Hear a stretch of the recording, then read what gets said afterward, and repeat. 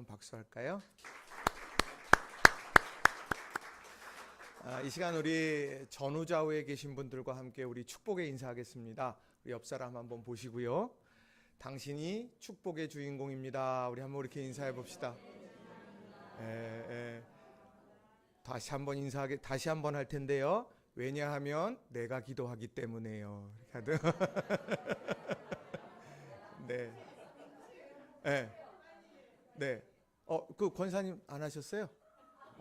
예. 네. 그러게. 화해하시기를 바랄게요. 자, 우리가 성경을 쭉 읽어가다가 보면은요, 그래. 이렇게 우리가 아주 고개를 끄덕일 수 있는 말씀들이 참 많죠. 그런데 어떤 말씀들을 이렇게 쭉 읽어가다가 보면, 이게 도대체 무슨 의미인가, 이렇게 갸우뚱하게 될 때가 있습니다. 뭐 여러 본문이 있겠지만, 오늘 우리가 함께 읽은 이 본문이 제게 있어서는 늘 고개를 갸우뚱하게 하는 그런 말씀이었습니다. 오늘 말씀 이렇게 쭉 보면 칭찬이 무슨 제자를 칭찬한 것도 아니고 또 아주 의로운 부자를 칭찬한 것도 아니고 불의한 청지기를 이렇게 칭찬하게 된 내용이 오늘 본문의 내용이죠. 예수님께서 왜 이 불의한 청지기를 이렇게 칭찬하셨을까? 그것도 제자들 앞에서 보란듯이 저 불의한 청지기를 봐. 너희가 저 지혜로움을 닮아야 되지 않겠니? 하면서 칭찬하시는 것, 이게 바로 오늘 본문의 내용입니다. 뭐 이 비유의 내용은 우리가 너무도 잘 아는 내용이죠. 어떤 부자에게 관리인이 있었어요. 청지기가 있는데 이 청지기가 자신의 직위를 남용해서 사사로운 지출이 계속 늘고 있다는 보고가 주인의 귀에 들렸습니다. 그래서 주인이 그를 불러다가 묻지요. 너에 대해서 들려오는 이 소리가 어떻게 된 거냐? 그렇게 질문하고 확인하고는 내가 너를 해고해야 되겠다. 내가 내 장부를 좀 철저히 감사해야 되겠다. 이렇게 이야기합니다. 그러자 이 관리인, 이 청지기가 속으로 고민하기 시작을 합니다. 지금까지 내가 이 청지기직을 내가 갖게 되면서 이렇게 지금까지 살아왔는데 이제 이 청지기직을 내려놓게 되면 이제 나는 어떻게 해야 되나? 막노동을 하자니 힘이 없고 구걸하자니 자존심이 상하고 어떡하지? 하면서 깊은 고민 속에 빠져 있었습니다. 그러다가 그가 그래, 내가 할 일이 이거구나 하고서는 무릎을 탁 치고 난 다음에 그 다음부터 빚진 사람들, 그 사람들을 한 사람 한 사람 다 불러다가는 서류 조작을 하기 시작합니다. 당신 이 올리브 기름을 얼마나 빌렸습니까? 100통 빌렸습니다. 여기 오십시오. 50통이라고 쓰세요. 그렇게 하면서 서류를 조작하게 돼요. 또 다음 사람에게 이야기합니다. 당신은 무슨 빚을 졌습니까? 밀 100부대를 제가 빌렸습니다.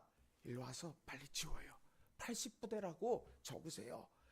이렇게 하면서 서류를 조작했어요. 지금으로 말하면은 이거 경찰에 신고해야 될 일 아니겠습니까? 형사가 출동하고 무슨 입출금 내역을 확인하고 이런 거를 다 해야 되는 이런 상황인데 예수님께서 갑자기 제자들을 향해서 너희 불의한 청지기를 봐. 이 불의한 청지기를 보면서 갑자기 칭찬하더라는 거죠. 아마 제자들도 같은 생각을 했지 않았을까 싶어요. 아니 예수님, 이게 도대체 무슨 말입니까? 주인이 믿고 맡겼는데 그 믿음을 저버리는 행위한 거 아닙니까? 그러면은 혼나야죠. 주님, 주인이 그걸 다 발각하고 너 이거 어떻게 된 거야? 너 해고야? 그러면 100배 사죄하면서 그 믿어주셨는데 제가 이런 결과를 보여드려 죄송합니다 하면서 자숙해야 되는 것이 맞을 것 같은데 거기에서 서류 조작이라니요. 아니 근데 이 사람을 칭찬하다니요. 아마 보통의 여느 사람들과 똑같은 생각을 했을 거라는 거죠. 그런데 예수님께서는 그의 어떤 면을 칭찬하셨을까? 우리는 이것에 주목할 필요가 있다는 겁니다. 왜냐하면 오늘 이 8절에 나오는 말씀을 보면 예수님이 그 불의한 청지기에 무엇을 보고 칭찬했는지에 대해서 정확하게 말씀을 해주고 있다는 겁니다. 자, 누가복음 16장 8절을 세번역으로 읽으면 이렇습니다. 주인은 그 불의한 청지기를 칭찬하였다. 그가 슬기롭게 대처하였기 때문이다. 이 세상의 자녀들이 자기네끼리 거래하는 데는 빛의 자녀들보다 더 슬기롭다. 무엇냐면 지금 이 순간에 얼마나 지혜롭게 그 상황에 대처했는지, 자신이 지금까지 청지기직을 수행하다가 이제는 청지기직을 수행할 수 없는 상황에 놓여졌을 때 그들은 과연 어떤 선택과 어떤 결단을 했는지 오늘 그것에 대해서 칭찬하면서 제자들에게 강조해주고 있다는 거죠. 그게 뭐냐? 지혜로움이었다는 겁니다. 지혜로움. 오늘 사실 이 말씀은 비유이기 때문에 이 말씀 속에 담겨져 있는, 마치 양파 껍질을 이렇게 벗기고 보자기를 벗기면 선물이 나오듯이 그 안에 담겨져 있는 중요한 핵심 메시지를 우리들이 발견해야 되는데, 그 핵심 내용이 바로 불의한 청지기의 지혜로움이라는 거예요. 그런데 그 지혜로움이 뭐냐? 저는 그것이 4절에 나와져 있는 말씀이라고 생각합니다. 오늘 제목이에요. 내가 할 일을 알았도다. 그가 위기의 순간에 내가 뭐를 해야 될지를 정확하게 깨닫고 알았고 실천했다. 이게 바로 오늘 제자들에게 본받으라고 하는 중요한 교훈의 메시지라는 거예요. 오늘 우리도 마찬가지입니다. 우리의 삶의 수많은 변화되는 상황 속에서 오늘은 청지기직을 수행했는데 내일은 못할 수도 있는 것 아니겠어요? 오늘 내가 건강하지만 내일 건강하지 못할 수도 있는 것 아닙니까?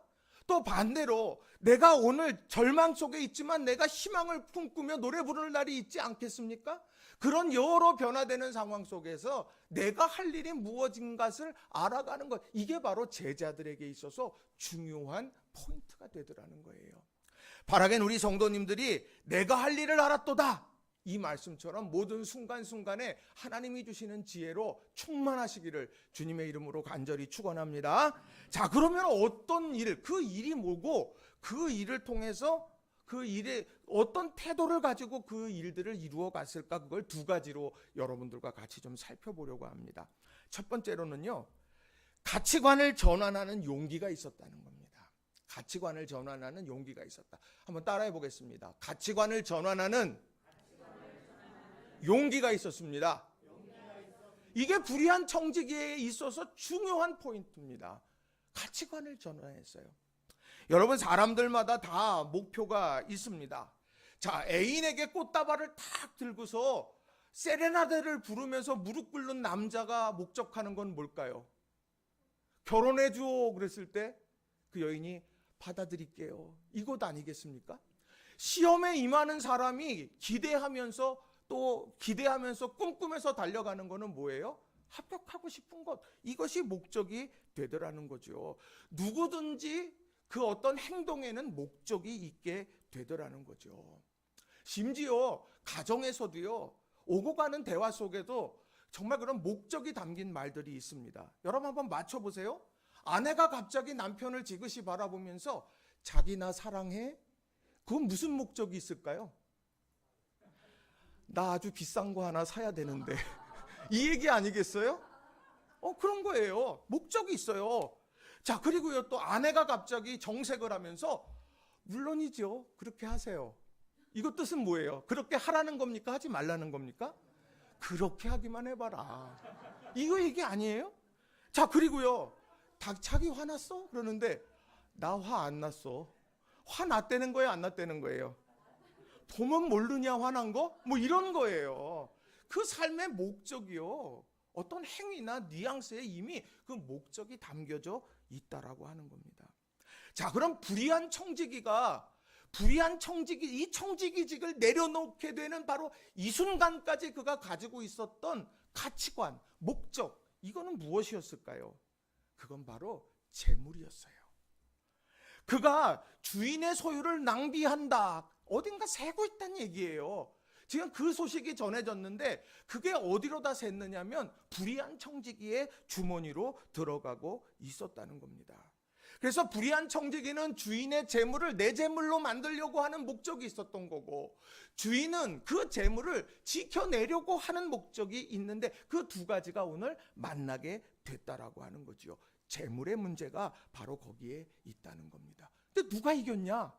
주인이 그걸 먼저 주인이 그걸 먼저 찾아낸 거죠. 그리고 부르고 장부를 가지고 오라고 그렇게 이야기를 합니다. 이제 이 불의한 청지기는 완전히 코너에 몰려버리게 됐습니다. 어떻게 될까? 이대로 끝나는가? 지금 이런 상황 속에서 오늘 그 위기의 순간에 이 불의한 청지기는 탁월한 지혜와 용기를 가졌습니다. 그러면서 어떤 변화를 가졌느냐? 바로 자기가 지금까지 많은 불의한 재물을 내 주머니에 넣는 것이 성공의 척도였는데, 그것이 내 인생의 행복의 척도였는데, 바로 그 위기의 순간에 그 목적이 바뀌어져 버렸습니다. 이제는 내가 축적했던 재물이 누군가에게, 다른 사람들에게 전해지고, 그것이 전해지는 것을 통하여서 내가 살아나고 내 후일이 보장받는다라고 하는 사실을 그가 알게 됐다는 거예요. 이제는 재물이 수단이 되어져 버리게 됐다는 거죠. 그래서 한 사람 한 사람 불러다가 이야기하는 거예요. 이 서류를 바꾸라고 이야기합니다. 그 바꾸는 과정의 목적은 뭡니까? 내가 이 직을 그만두게 될 때 그가 나를 자기 집에 영접하지 않겠냐. 오늘 그런 기대와 목적을 가지고 지금까지 목적으로 여겼던 재물이 아니라 그 재물이 수단이 되어져서 사람을 얻는 일들로 바뀌어 갔다라고 하는 겁니다. 그래서 9절의 말씀에 보면 예수님께서 이런 말씀을 하잖아요. 내가 너희에게 말하노니 불의의 재물로 친구를 사귀라. 그리하면 그 재물이 없어질 때에 그들이 너희를 영주할 처소로 영접하리라. 불의한 재물이라고 하는 건 세상의 재물을 이야기하는 거예요. 가치 중립적인 재물을 이야기하는 겁니다. 오늘 그것을 많이 축적하는 게 중요한 게 아니라 오늘 친구를 사귀어야 된다. 내 곁에 사람이 있어야 된다. 제자들에게 그 이야기를 하고 있다라고 하는 겁니다. 이 가치의 전환. 무엇이 목적이고 무엇이 수단인가, 이것을 놓쳐버리는 순간에 우리는요, 변질되어지고요, 엉뚱한 길로 가게 된다라고 하는 것이죠. 여러분, 요즘 크리스찬 연예인들 얼마나 많이 있습니까? 여러분, 크리스찬 연예인들이 이렇게 해서 막 합창하고 하는 거 보면 마음이 막 이렇게 막 벅차오를 때가 막 있어요. 전 노사연 씨가 막 찬양하면 그 찬양을 막 이무송 씨하고 불렀는데, 너무너무 막 감격스럽더라고요. 최수종 장로님이시잖아요. 그분이 또 이렇게 또 찬양하고 그냥 그 하나님 높이고 이러고, 조승우가 찬양 이렇게 부르고 그러는 거 이렇게 들으면은 그냥 너무너무 감격스럽습니다. 여러분이 아는 여러 연예인들이 다 있을 거예요. 자, 그 연예인들이 찬양 부르는 것부터 왜 감격하느냐? 어떤 사람들은 연예인 되는 목적이요, 일확천금. 내가 이 세상에서 1%의 특권층이 되고 내가 그냥 많은 부를 누리려면 연예인이 돼야 돼. 수단과 방법 가리지 않고 나 연예인이 될 거야. 이렇게 달려가는 사람도 있지만, 어떤 사람들은 내가 연예인이 돼가지고 하나님 위해서 하나님을 내가 선포하면서 내가 그렇게 살아가야지. 이런 연예인들도 참 많다는 거예요. 제가 얼마나 감사했는지 몰라요. 제가 베다혜 씨가 한번 교회에 와서 찬양을 하는데요, 어찌 그렇게 이쁘든지요. 찬양도 잘하지, 이쁘지, 그래가지고 그냥 다가갈 순 없지, 난 결혼했지, 그래가지고 이런 상황이 이렇게 이제 벌어지는 거예요. 이제 그런 상황이 이렇게 벌어지는데, 윤은혜 씨도 와가지고 그냥 하는데 정말 그냥 앙상이 뼈만 남아 있어요. 그냥 얼굴도 이게 요만해요. 근데 다가가서 손도 못 잡았어요. 인사도 못 했어요. 결혼했으니까. 그래가지고 내가 할 수가 없었어요. 그냥. 근데 그 사람이 입술을 벌려 찬양을 하는데요, 얼마나 감격스러운지 몰라요. 야, 저 입술로 BY가 와가지고, 양동근 씨도 크리스찬이에요. 이런 사람들이 그러면 하나님 이름 높이는데 그 사람들이 보면서 벅찬 감동 느껴요. 왜 그럴까? 연예인이 목적이 아니라 연예인이 되어서 하나님을 높이는 그런 아름다운 모습을 보여주기 때문이라는 거예요. 저는 우리 교회 성도님들 중에서 변호사도 좀 우리 애들이 많이 나왔으면 좋겠어요. 그래서 억울한 사람들, 나 이거 어떡하지? 그렇게 하면은 그냥 그때 사람들이 와서, 야, 일로 와봐. 이렇게 하면 돼. 내가 도와줄게. 그렇게 하면 너무너무나 감사할 것 같아요. 또 우리 교회에 부자들이 좀 많이 나왔으면 좋겠어요. 그래갖고 부자들이 많아져가지고 막 정말 어렵고 힘들고 막 그런 사람들 보면은 내가 기도하면서 내가 당신을 위해서 내가 섬기고 싶다고 힘내라고 그렇게 하면서 이렇게 도와주는 거예요. 이거는요 목적이 되면 물질의 목적이 되면 못해요.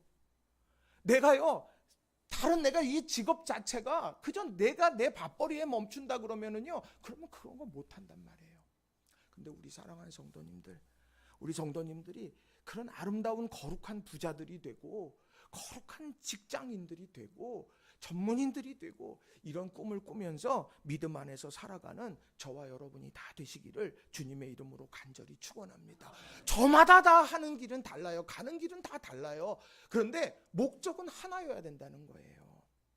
목적은 하나. 그게 뭐냐? 하나님의 영광이라는 거예요. 고린도전서 10장 31절에 보면 바울 사도가요 정말 이렇게 목놓아 이야기합니다. 같이 한번 읽어보겠습니다. 그런즉 너희가 먹든지 마시든지 무엇을 하든지 다 하나님의 영광을 위하여 하라. 아멘. 여러분 먹고 마시는 것도 하나님의 영광을 위해서 하라는 거예요. 입맛이 없어도 먹으라는 거예요? 먹지 말라는 거예요? 먹으라는 얘기예요. 왜요? 건강해야 되니까. 건강해서 하나님 나라 위해서 살아가야 되는 거니까. 공부하기 싫어요. 내가 정말 추악 너무 어려워요. 제 고백이에요. 저렇게 어려워요. 근데 해야 돼요. 왜요? 하나님의 영광을 위해서. 아침에 출근하기가 정말 죽기보다 싫어요. 여러분 다 좋아하시나 봐요? 너무 힘들어요. 근데 가야 돼요. 하나님 영광을 위해서. 여러분 이거를 마음에 깊이 새기면서 내 인생의 목적은 하나님의 영광이다. 내가 지금 하는 모든 삶의 자리, 모든 일들 하나하나가 여러분 이거를 꼭 기억하시길 주님의 이름으로 축원합니다. 지난 주간에 제43회 서울연회에서 안수받는 30명의 목사 안수 예정자들과 멘토링하는 시간을 이제 가졌습니다. 이제 일영 장흥 쪽에 가면 감리교 연수원이 있어요. 그래서 그 감리교 연수원에 가서 거기에 이제 감독님이랑 총무님이랑 거기 또 멘토 목사님들 또 특강하신 목사님들 해갖고 이제 그냥 많은 분들이 이렇게 그 한 자리에서 이제 목회 앞으로 이제 안수받고 어떻게 가야 될까 이제 이런 부분들에 대해서 많은 이야기들을 나누었습니다. 질문이 아주 폭포수처럼 쏟아집니다. 목사님 이건 어떻게 해요? 저건 어떻게 해요? 저건 어떻게 해요? 우리가 그런 얘기도 나누고 근데 제 마음에 딱 감격적으로 꽂힌 거는 뭐냐면 교회론과 목회 철학에 대해서 한 목사님이 이제 그것에서 강의를 했는데 뭐라고 말씀하시냐? 여러분이 앞으로 목회하면서 사회 선교하실 수 있어요. 여러분이 목회하시면서 여러분이 교육 선교도 할 수 있습니다. 여러분이 외국에 나가서 선교사로서 사명 감당할 수도 있습니다. 여러분이 병원 사역을 하면서 열심으로 달려갈 수도 있어요. 여러분에게는 무한한 길들이 있습니다. 그러나 여러분 놓치지 마세요. 그 모든 길은 달라도 그 모든 방향은 다른 것 같아도 목적은 하나입니다. 영혼 구원, 하나님 사랑, 하나님 영광 이것만 놓치지 않으면 여러분의 길을 하나님께서 지키실 겁니다. 그 얘기를 뚝 하시는데 제 마음이 막 가슴이 막 붕붕붕붕 이렇게 막 뛰는 거예요. 그렇지. 오늘 우리가 삶을 살아가면서 정말 무엇을 위해서 달려가느냐? 하나님의 영광 위해서 달려가고 하나님 높이고 또 그 아름다운 모습을 보면서 절망에 빠졌던 이들이 다시 한번 힘을 낼 수 있는 그런 아름다운 목회의 여정과 삶의 여정이 되기를 그렇게 기도하게 됐어요. 우리 성도님들 힘들고 어렵지만 그 상황 속에서 다시 한번 하나님 영광 위에서 살아가야지. 내 인생의 목적, 내가 어떻게 이 삶의 족적을 가지고 하나님을 높일까? 이것을 우리가 기억하면서 믿음 안에서 사는 저와 여러분이 되기를 바랍니다. 목적이 수단되고 수단이 목적되고 여러분 이것을 잘 분별하는 지혜가 불의한 청지기에게 있었고 오늘 우리에게도 있어야 되는 줄로 믿습니다. 두 번째로는요. 때를 놓치지 않는 결단력이 있었다는 겁니다. 한번 따라해 보겠습니다. 때를 놓치지 않는 결단력이 있었습니다. 이게 중요한 거예요. 때를 놓치지 않는 결단력이 있어야 된다. 자, 불의한 청지기가요. 깨달았는데 아무 일도 하지 않았으면 아무 일도 일어나지 않아요. 자, 중요한 건 뭐냐?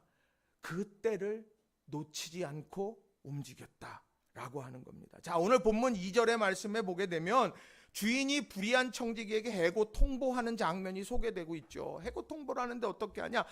자네를 두고 말하는 것이 내 귀에 들려. 어찌된 일이야?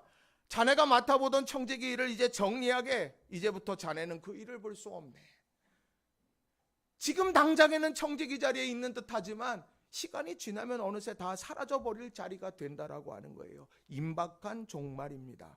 더 이상 익숙했던 이 자리, 그 자리에 더 이상 오래 머무를 수 없는 그런 상황입니다. 그 상황이라면 뭘 해야 되겠어요? 미래를 위한 행동을 하게 된다라고 하는 겁니다. 그가 맨 먼저 한 건 뭡니까? 자기의 처지를 살폈어요. 내가 지금 할 수 있는 일이 무엇일까? 막노동을 하자니 힘이 없고, 내가 지금 구걸 하자니 자존심이 상하고, 그러니 내가 할 수 있는 일이 무엇일까? 자신의 처지를 먼저 살펴보게 돼요. 그리고 난 다음에 그가 지금 사라져가는 이 자리 안에서 할 수 있는 일을 찾게 됐습니다. 그리고는 그 일을 이루어 갔죠.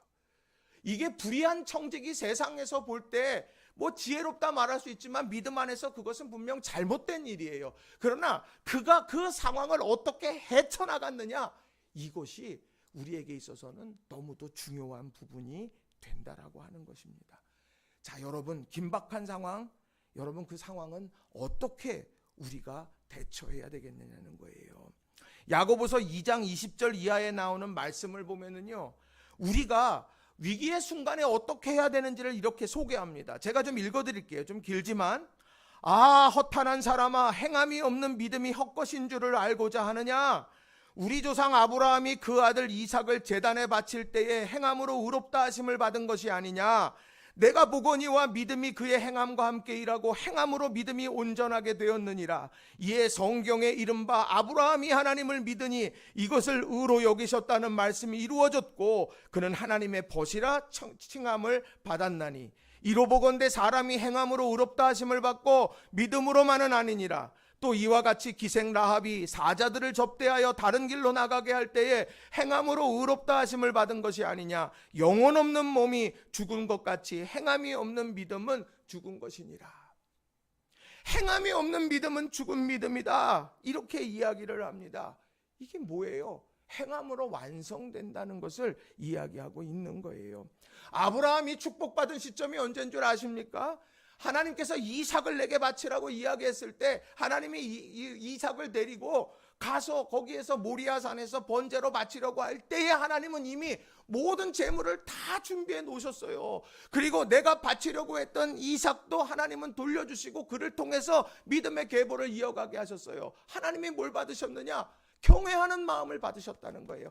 네가 나를 이 정도로 사랑하는구나, 내가 나를 이렇게 아끼는구나, 이 마음을 하나님이 받으시고 그때부터 아브라함에게 놀라운 축복을 하나님께서 베풀어 주셨다라고 하는 거예요.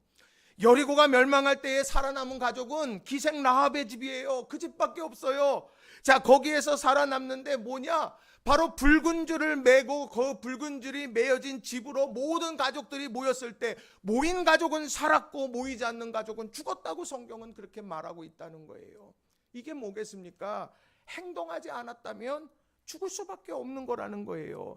여리고가 무너진 것도요, 순종해서 그렇게 함께 그렇게 그 돌라는 대로 방식대로 돌게 됐을 때에 무너지게 됐고, 나만 장군의 문둥병도 요단강에서 7번 씻는 행동을 해 나아갈 때에 결국에는 치유되어졌다는 거예요. 여러분, 오늘 우리가 이것을 기억할 필요가 있다는 겁니다. 여러분, 행함이 있는 믿음이 우리에게 있습니까? 이 질문 앞에 여러분은 무엇이라고 대답을 하겠습니까? 저는 성경에 나와져 있는 수많은 말씀들이 있지만 그 말씀 중에서 2가지를 잘하면 된다고 저는 생각해요. 하나는 하나님 사랑이고 두 번째는 이웃 사랑이에요. 우리가 하나님을 사랑한다고 말하면서 내 형제자매를 사랑하지 못한다? 그건 거짓말하는 거라고 성경은 분명하게 말합니다. 오늘 내가 하나님을 사랑한다는 것은 뭐겠어요? 예배하는 일이고요, 하나님을 영화롭게 하고 하나님을 사랑하는 일들이라고 하면 이웃을 사랑하는 건 뭐냐? 지극히 작은 소자 하나에게 우리들이 할 수 있는 한 최선을 다해서 섬길 수 있는 아름다운 일들을 해가는 것. 이게 바로 오늘 행함이 있는 믿음의 결정판이 된다는 거예요.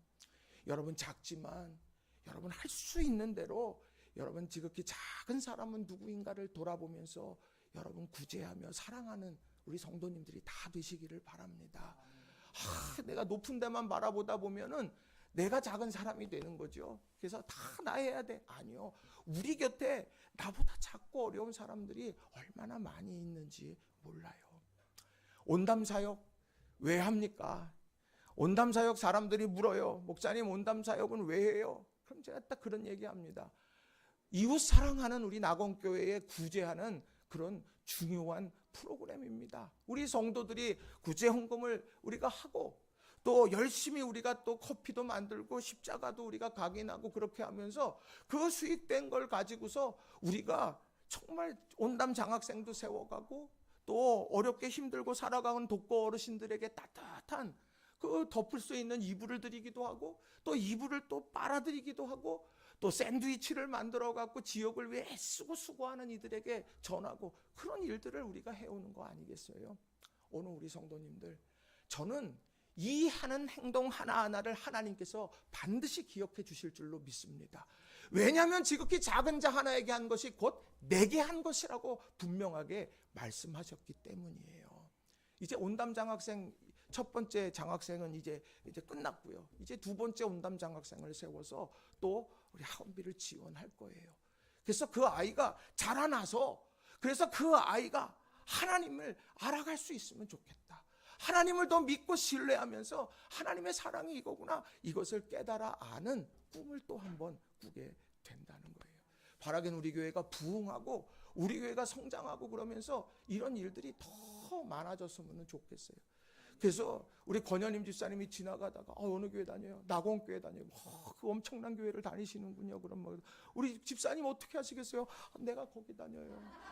이럴 거 아니에요. 그죠?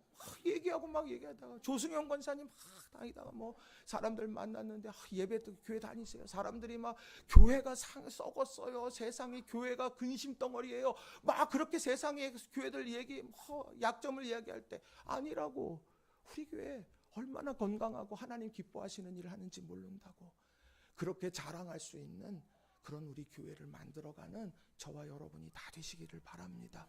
지금 저기에서 우리의 미래들이 뛰어놀고 있어요. 지금 저 방에서 아이들이 얼마나 말 잘 듣는지 몰라요. 그 아이들 보면서 오늘 간식이 딸기래요. 그래갖고 딸기랑 바나나랑 이런 것도 준비해 주셔가지고 먹는다는데 얼마나 또 감격스러운지 몰라요.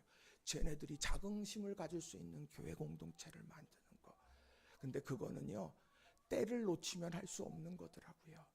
우리가 다 준비되면 하는 것이 아니라요, 여러분이 머무는 자리에서, 여러분이 살아가는 삶의 자리에서 할 수 있는 것, 그것을 이루어가게 될 때 아름다운 하나님의 나라는 반드시 이루어지는 줄로 믿습니다. 여러분 가족 사랑하세요. 뜨겁게 사랑하세요, 가족. 그리고 여러분 우리 교회 형제자매들 뜨겁게 사랑하세요. 만나면 축복하고 만나면 사랑하고 만나면 격려하고 만나면 위로하고. 여러분 이런 아름다운 모습이 우리 모두에게 있기를 바랍니다. 그래서 때를 정확하게 캐치하고 행동으로 옮겼던 불의한 청지기, 제자된 우리들이 할 수 있는 일, 복음 전하는 일, 사랑하는 일, 섬기는 일, 이런 일들을 이루어가는 저와 여러분이 다 되시기를 바랍니다. 말씀을 정리합니다. 우리가 이 말씀, 이 불의한 청지기, 이 사람이 위기의 순간에 내가 할 일을 알았다. 이게 중요한 거예요. 내가 지금 할 일을 알았다. 위기의 순간에 밤일 수도 있고 낮일 수도 있고 우리가 파도가 잔잔할 수도 있고 높을 수도 있어요. 그러나 그 상황 속에 내가 해야 하는 일, 할 수 있는 일이 무엇일까를 안다는 건 너무도 중요하다는 거예요. 어느 순간에 우리 인생에 큰 파고가 밀려올 때 하나님이 우리에게 말씀하실지도 몰라요. 너 목적이 뭔지 한번 돌아봐. 너가 지금 수단으로 여기는 게 뭔지 한번 돌아보련. 그럴 때에 기도하면서 내 인생의 목적이 뭔가를 찾아보고, 그리고 너 지금 이 순간에 기민하게 해야 될 일이 뭐냐? 입술에만 머물고 알고만 있는 것이 있는데 그게 지금 뭘까? 우리가 그것에 대한 질문 앞에 주님, 제가 믿음으로 달려가겠습니다. 기생라합처럼, 여리고를 무너뜨렸던 이스라엘 민족들처럼, 다윗처럼, 아브라함처럼 우리가 믿음의 길을 걸어가는 그런 아름다운 우리 성도님들이 다 되시길 주님의 이름으로 간절히 축원합니다. 이 시간 우리 말씀을 다시 한번 기억하면서 기도했으면 좋겠어요. 하나님, 내 목적이 오직 하나님 되게 해주세요. 내가 하나님의 영광을 위해서 살아가고, 그리고 하나님의 영광을 위해 살아가는 나의 삶의 이 발자국마다 하나님 사랑, 이웃 사랑 두 개의 발자국이 새겨지게 해주세요. 먼저 가족을 사랑하고, 또 먼저 우리 성도들을 서로 사랑하고, 그리고 우리 곁에 있는 이웃들과 마주하는 사람들 한 사람 한 사람들 다 사랑하게 해주세요.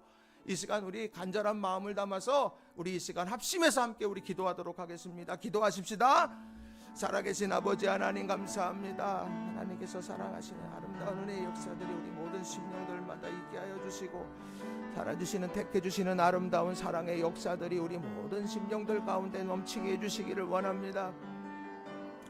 살아계신 아버지 하나님께서 우리 사랑하는 성도들이 머무는 거리거리마다 내가 할 일을 알았도다, 당황하면서 주저하면서 절망하면서 내가 포기하는 인생이 아니라, 그래 이 순간에 내가 할 일을 알았다, 그래 내가 이제 목적으로 여겼던 것을 수단으로 바꾸는 지혜, 그리고 내가 미루지 않고 그것을 실천해가는 용기, 내가 그것을 꼭 가슴에